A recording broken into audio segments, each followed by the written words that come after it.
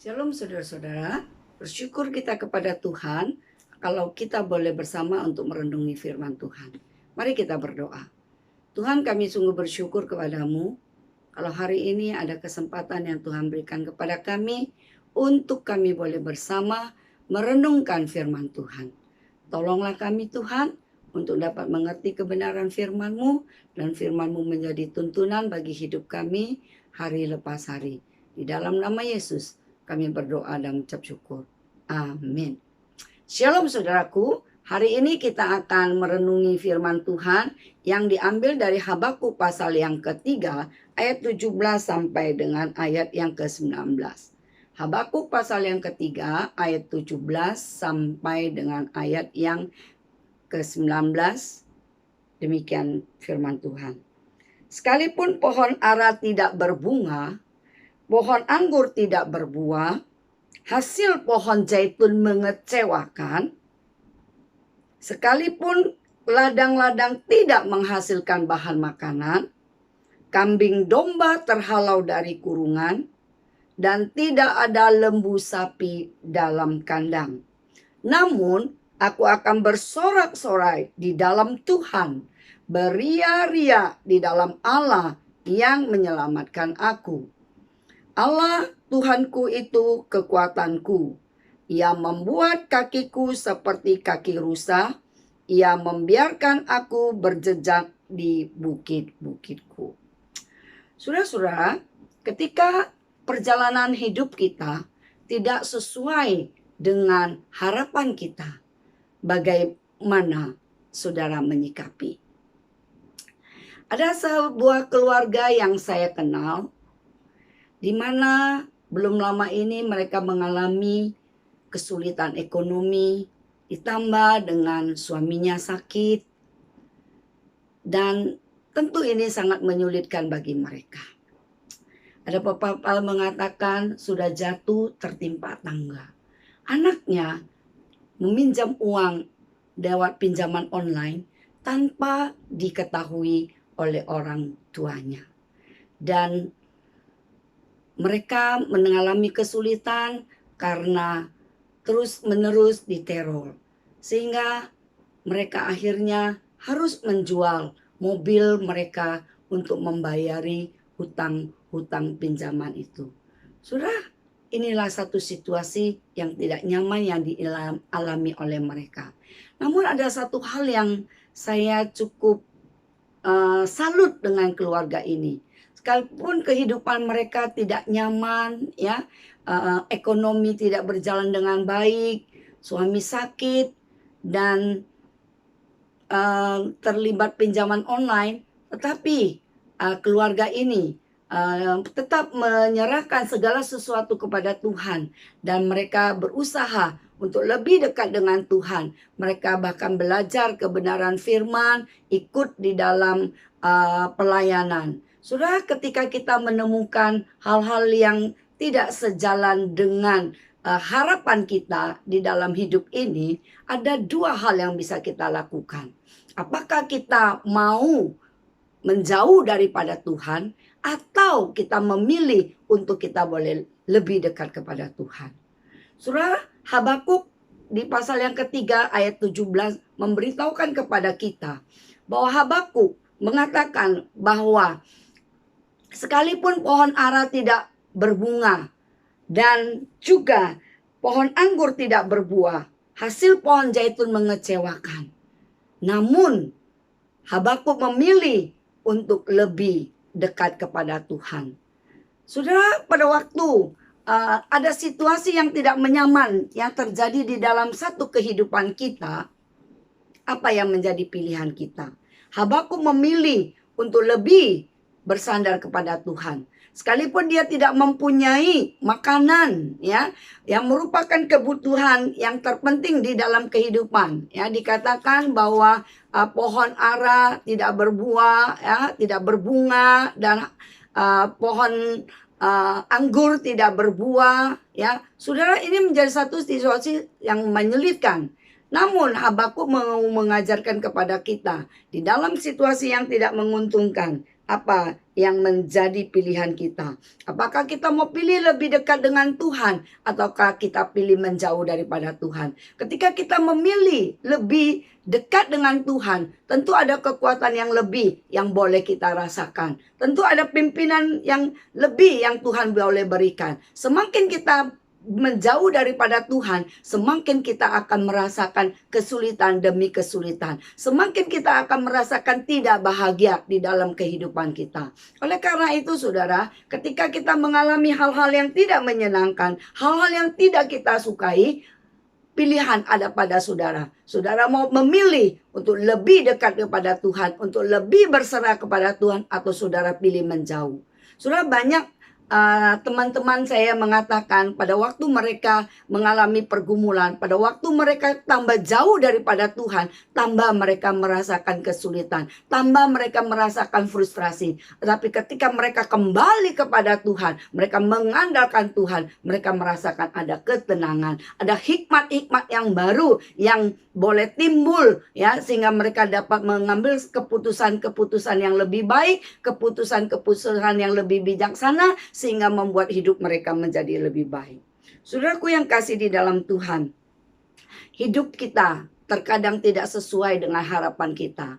Tetapi firman Tuhan mau mengingatkan kepada kita bahwa di dalam keadaan tidak suka sekalipun, ya, banyak orang mungkin mengecewakan kita, ekonomi kita di dalam kesulitan, kita di dalam keadaan sakit, ataupun ada hal-hal yang lain yang membuat kita bisa tambah merasakan kesulitan. Tetapi kita mau belajar untuk lebih bersandar kepada Tuhan, untuk lebih percaya kepada Tuhan. Saudara, saya ingat Rasul Petrus pada waktu dia semalaman mencari ikan, ya, dan dia menjumpai, dia tidak mendapatkan seekor ikan pun, ya, dalam keadaan mungkin stres atau sedih gitu, ya.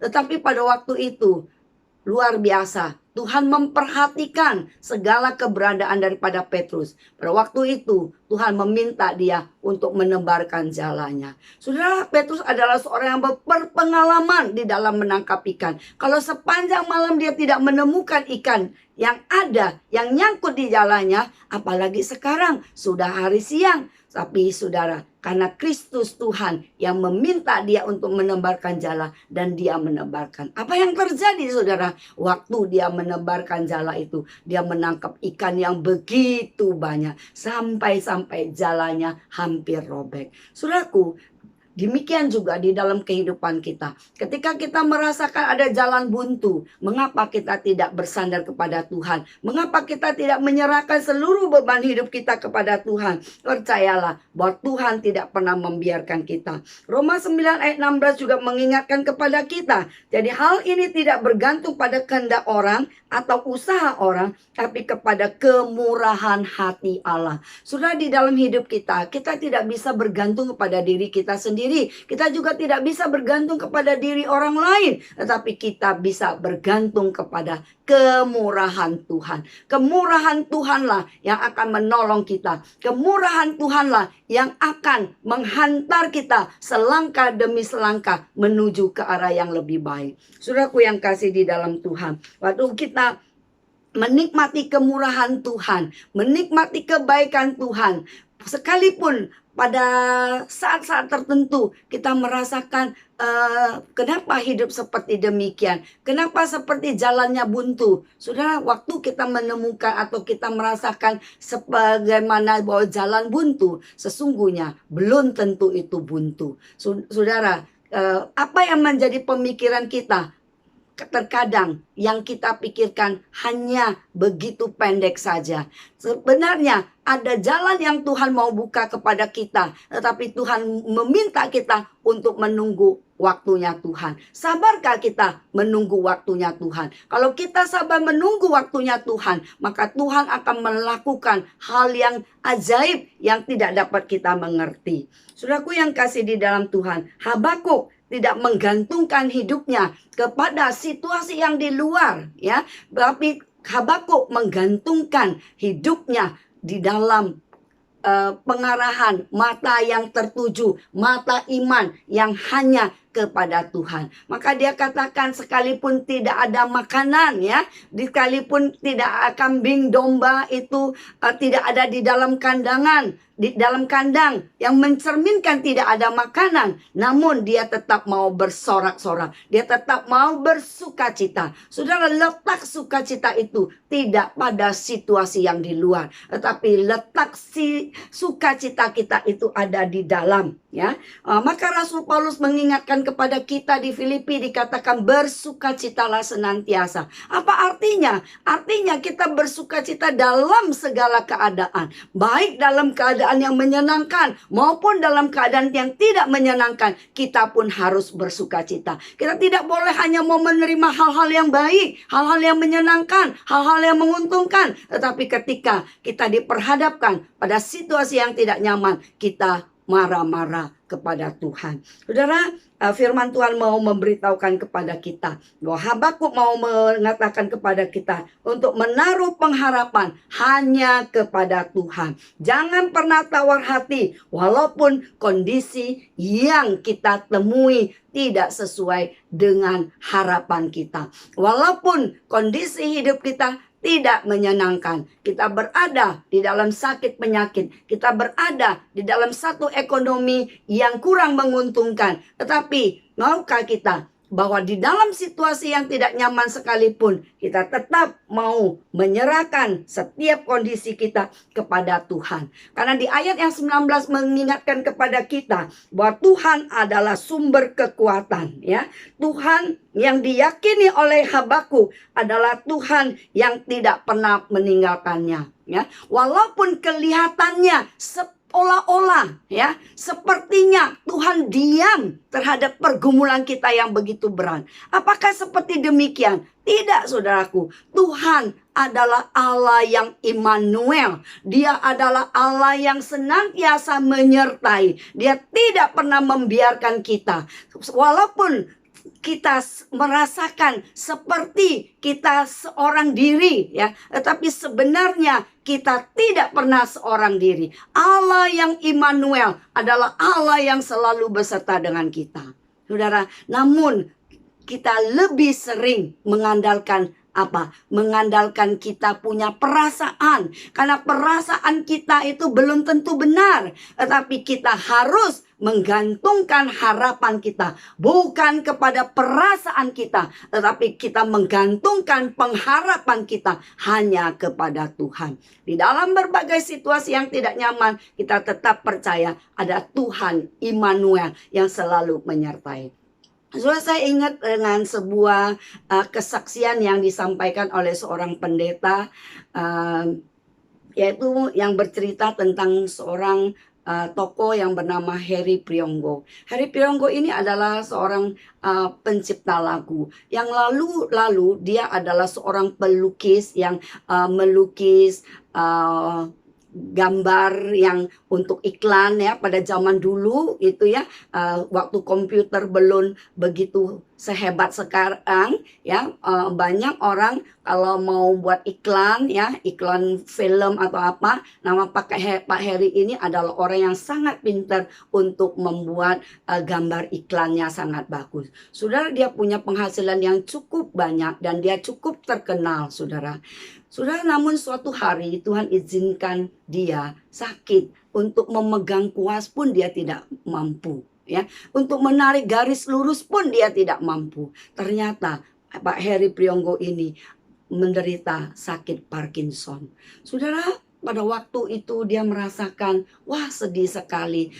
Hal yang terpenting yang dia bisa lakukan untuk mencari uang ya untuk kehidupannya adalah dengan melukis. Namun sekarang untuk menarik garis lurus pun dia tidak sanggup. Saudara, dia begitu sedih. Tapi waktu kesedihan itu dia berpikir pasti ada kehendak Tuhan yang lain yang dia tidak mengerti. Saudara, betul saudara. Pada akhirnya Harry Priongo tidak lagi bisa melukis ya, tidak bisa lagi membuat sketsa untuk membuat iklan ya. Namun Henry Priongo dapat menggunakan talentanya yang lain, yaitu menciptakan lagu. Heri Priyonggo banyak menciptakan lagu-lagu untuk memuji Tuhan. Saudara, kita melihat dari satu hal yang kondisi yang tidak nyaman, ya, tetapi akhirnya dia menemukan bahwa ada hal yang Tuhan dapat kerjakan melalui dia.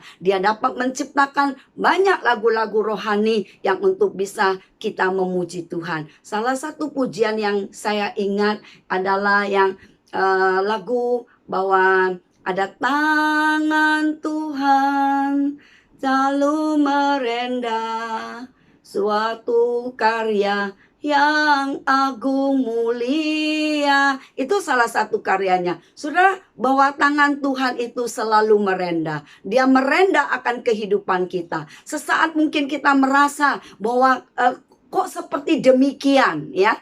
Tapi waktu kita bertanya kenapa seperti demikian, sesungguhnya kita tidak mengerti bahwa ada tangan Tuhan yang sedang merendah kehidupan kita. Hasil rendaan yang saat ini direndah di dalam kehidupan kita belum selesai. Tunggu sesaat lagi, tunggu sampai Tuhan membuat ini semua, rancangannya Tuhan menjadi sempurna. Kita akan melihat sesuatu yang luar biasa. Saudara, kalau saudara kita Heri Priyonggo bisa melihat segala sesuatu bukan dari cara yang negatif, tetapi melihat segala sesuatu dari kacamata iman, bahwa apapun yang Tuhan izinkan terjadi di dalam kehidupannya ada di dalam maksud baik daripada Tuhan.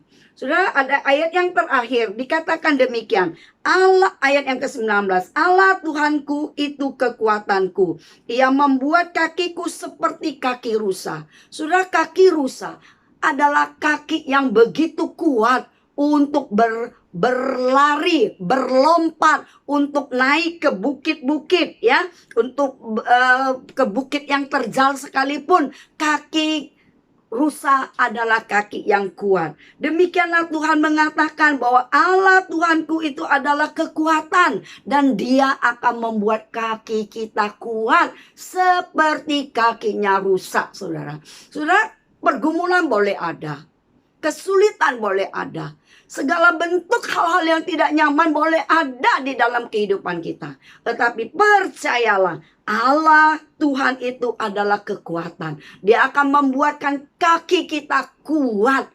Dia akan memberikan kita semangat. Dia akan memberikan pertolongan kepada kita, sehingga kita dapat melewati masa-masa sulit kita. Saudara, saat ini semua kita mungkin mengalami dampak daripada COVID-19, ya. Saudara, apa yang kita alami saat ini? Apa yang kita alami saat ini? Saudara, mungkin saudara ada yang mengalami hal yang tidak nyaman. Saudara di PHK. Mungkin saudara merasa bisnis saudara tidak berjalan dengan baik. Saudara harus mem-PHK-kan orang lain. Saudara merasakan bahwa tubuh saudara tidak nyaman karena saudara berada di rumah terus. Saudara merasa kurang betah. Saudara merasa banyak hal-hal yang lain yang saudara merasa tidak nyaman. Tetapi firman Tuhan mau mengingatkan kita, maukah kita menyerahkan segala sesuatu kepada Tuhan? Kita mau menyerahkan segala sesuatu di dalam pimpinan Tuhan, bahwa Allah Tuhan kita adalah kekuatan kita. Kita jangan pernah berjalan sendiri. Saudara boleh memilih untuk jalan sendiri, tetapi saudara akan mengalami kegagalan. Saudara akan mengalami keterpurukan dan keterpurukan. Tetapi kalau saudara mengandalkan Tuhan, kembali kepada Tuhan, maka saudara akan merasakan bahwa Allah yang Immanuel itu akan menyertai saudara. Saudara, jika ada di antara saudara yang sudah meninggalkan Tuhan oleh karena kesulitan-kesulitan yang saudara alami, saya dari mimbar ini mau mengajak saudara kembali kepada Tuhan, kembali kepada kasih-Nya Tuhan, kembali kepada Tuhan yang adalah Tuhan yang baik, yang senantiasa akan memberikan kekuatan kepada saudara. Saudara, mari kita membuka hati kita untuk mengatakan kepada Tuhan, Tuhan, aku buka hati. Aku mau minta ampun atas segala dosa dan salah saya. Jika selama ini ada hal-hal yang saya lakukan yang justru melukakan hati Tuhan, yang saya lakukan yang membuat saya tambah terpuruk, saya minta ampun kepada Tuhan. Pada saat ini saya mau kembali kepada Tuhan. Saya mau hidup di dalam pengandalkan kepada Tuhan. Saya tidak mau mengandalkan diri saya sendiri. Saya tidak mau mengandalkan ke orang lain. Kadang orang lain menolong saya mungkin hanya di dalam satu batasan waktu. Tapi Tuhan adalah Allah yang Immanuel, yang senantiasa menolong, yang senantiasa menyertai, karena Dia adalah Allah yang memberikan kekuatan. Saudara, percayakah bahwa saudara akan mengalami hal yang indah ketika saudara bersama dengan Tuhan?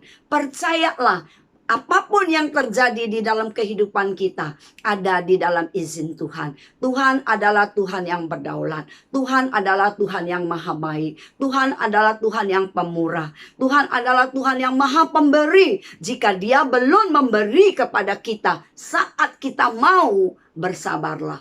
Karena Tuhan punya waktu yang tepat. Waktu Tuhan adalah waktu yang terbaik. Waktu Tuhan adalah waktu yang terindah. Jawaban Tuhan adalah jawaban yang terbaik menurut Tuhan.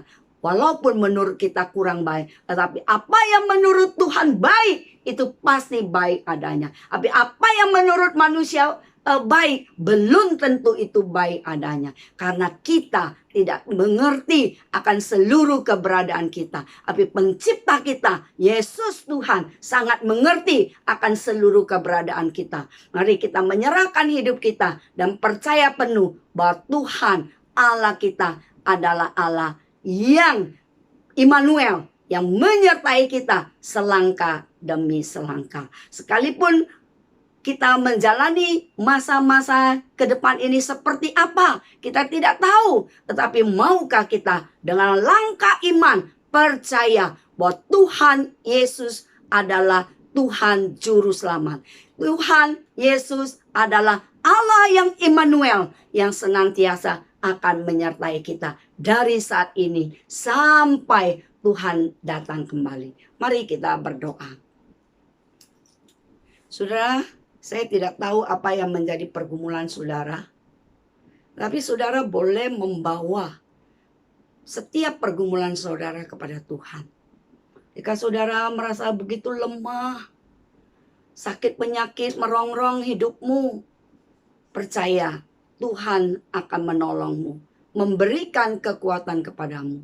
Jika engkau merasakan ekonomi keluargamu saat ini di dalam keadaan yang sangat parah, engkau pun boleh berkata kepada Tuhan, Tuhan tolong saya, berikanlah hal yang cukup kepada saya untuk kebutuhan hidup saya. Jika saudara mengalami pergumulan-pergumulan yang lain, mari serahkan kepada Tuhan. Maka Tuhan akan menolong saudara. Mari kita berdoa.